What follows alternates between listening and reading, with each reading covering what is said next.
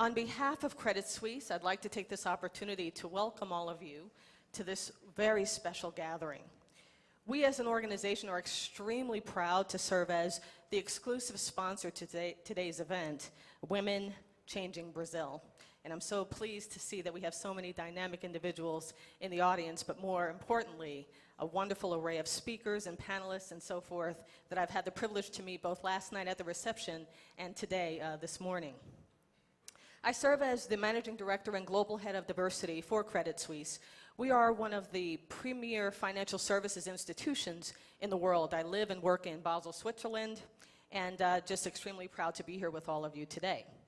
I've also had the privilege of working very closely with the Barnard team over the past couple of years on this impressive series, both last year in Mumbai and more recently today in Sao Paulo. So again, just delighted to be here with all of you. Now, this event neatly aligns with our global diversity strategy, and a lot of what we do is anchored around the leadership, development, and retention and empowerment of all individuals of diverse profile. So for today's discussion, I'll talk more about what we're doing for women specifically. We have leadership development opportunities, targeted mentoring and sponsorship opportunities for our workforce, targeted recruitment efforts. So you name it, we have it. So everything that we do is anchored around women in particular and getting them to the top, but more importantly, keeping them at the top of our organization. In getting to know Barnard over the past couple of years and working on this symposium, I was optimistic about women and individuals of diverse profiles really making it in the organization, but I'm even more excited about the opportunities and the potential for women changing the world and leading in new and innovative and creative ways. So for today, our aim is to take a step back and to talk about and have a meaningful dialogue around women changing Brazil and making some significant impact throughout the world. Now, we certainly will acknowledge that there's certainly a lot more to do still, but if we galvanize our collective resources, our collective efforts, we will continue to make the advancements that we'd like to see for women everywhere. So without further ado, I'd like to introduce our first speaker. She is an actor, filmmaker, and Barnard alumna. Please join me in welcoming Petra Costa.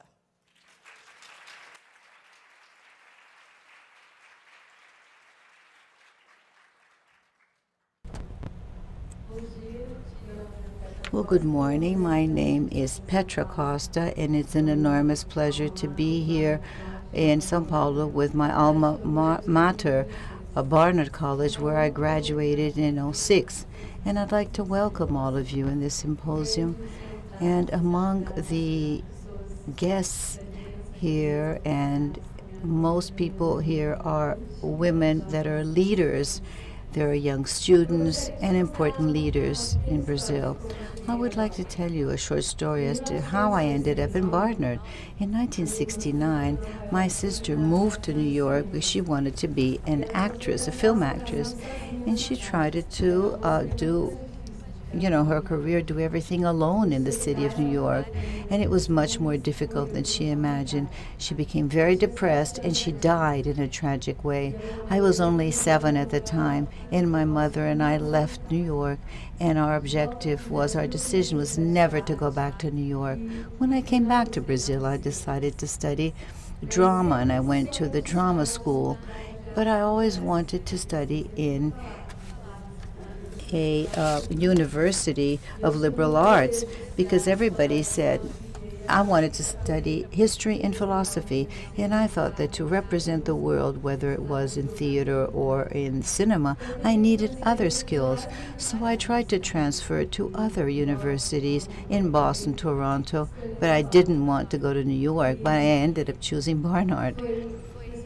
And it was a wonderful experience. First of all, it was wonderful to be back in New York, but in a very welcoming and warm community. It was a community at Barnard.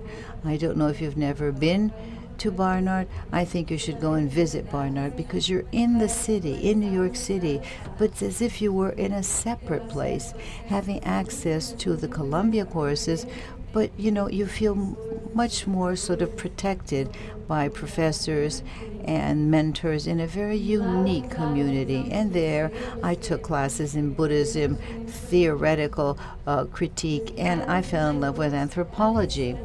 And what I was really impressed was the attention the teachers gave us, the professors. They were always available during office hours, and they received 2-3 versions of our projects. And I learned how to write with the writing tutors, and I learned how to do research, and I learned how to spend all my nights in the libraries, much to the regret of my boyfriend at the time. Thanks to a fellowship at Barnard, I made my first film, Don Quixote of Bethlehem. And I have friends from Barnard, 10 friends that are my closest friends even today. Many of them, due to the destiny, they speak very well Portuguese. When my laptop or the computer in the library didn't work, they insisted not only to call a technician, but they wanted to teach us how to fix our computers because they wanted us to become independent women.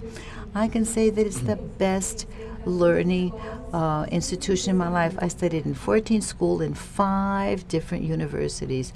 So, I mean, I'm speaking from experience. The Barnard helped me take my own path, and my experience in New York was so different from my sisters. And when I left, I was strengthened as a woman, a feminist, and a filmmaker with the skills so that I can tell the story in the film called Helen, which is the story of myself, my sister, and my mother. And it's going to be in May in the cinemas in Sao Paulo. There is now going to be a grant given by our president, Dilma, and I hope other women will have the opportunities I had. Thank you very much. Good morning. My name is Deborah Spar. I'm the president of Barnard College, and it is a great pleasure and an honor to be here today, to see so many of you here today, and to have you joining us in what we know will be an exciting and intellectually stimulating and hopefully enjoyable day of great conversations. I want to begin with a great and heartfelt thanks to Michelle and all of her colleagues at Credit Suisse. We could not do this without Credit Suisse. They have been our partner for several years now. Thank you everything you're doing for Barnard and for the women of the world. It is much appreciated. Thank you. And to Petra, thank you for being here, for representing Barnard, and for the great work you're doing. It's a pleasure to have you with us. So let me just take a moment to reiterate some of what was in the film and to set the context for what's about to happen today. I arrived at Barnard in the summer of 2008 after spending more than 20 years at Harvard, and particularly Harvard Business School. And one of the things I noticed pretty quickly after coming to an all-women's college was that places run by or dominated by women are different than places run by or dominated by men. And I felt like I had undergone a great shift, moving from a very male place to a very female place.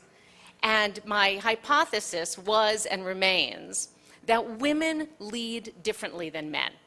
Not necessarily better than men, not necessarily worse, but differently.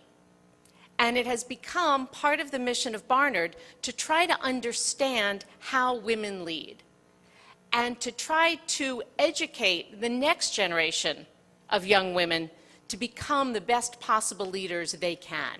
So much of what we do is around this mission of understanding women's characteristics, women's leadership skills, and transmitting those to the next generation of young women.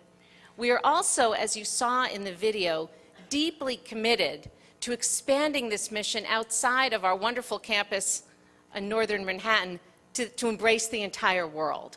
So we began really on what I always call a whim and a prayer in 2009 when we had our first global conference in China in honor of a woman, Kang Tong-pi, who was an early reformer in China and had graduated Barnard in 1909. So in 2009, we had a celebration in her honor to discuss the emerging generation of women leaders in China who were amazing and inspiring and from whom we learned a great deal. And we realized coming back from China that we had stumbled onto a magic kind of formula.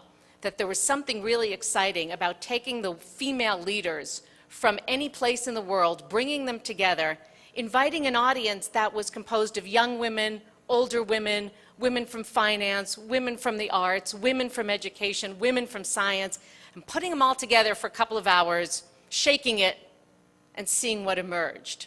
We also realized in China that there were a number of men who wanted to come to these conversations and participate in understanding women's leadership styles and helping women succeed. So we've now replicated that formula around the world. In 2010, we went to Dubai, then we went to South Africa.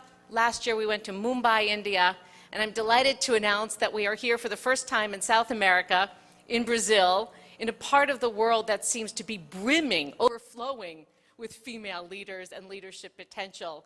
And so we are just delighted to be here. I was personally very lucky to have the opportunity to meet your amazing president, President Dilma, last year. And she is an inspiration, I firmly believe, not only to women in Brazil, but to women around the world. Her leadership style is going to go down in history, and we are here to learn from her and from all of the women leaders in this country. So I want to close today just by thanking Credit Suisse again. I also would like to thank our 6 students who have come from Barnard to be with us today, who've done all the background work for this conference. So if the students would just wave, so we can all wave hi. Come on, come on. Thank them, they're fabulous. We also have a fabulous group of faculty with us here today: Nara Milanic, Jose Moya, Colleen Thomas, Laura Kay, and Maria Rivera Malucci. If you all could give a little wave as well so we can recognize you. They're scattered around.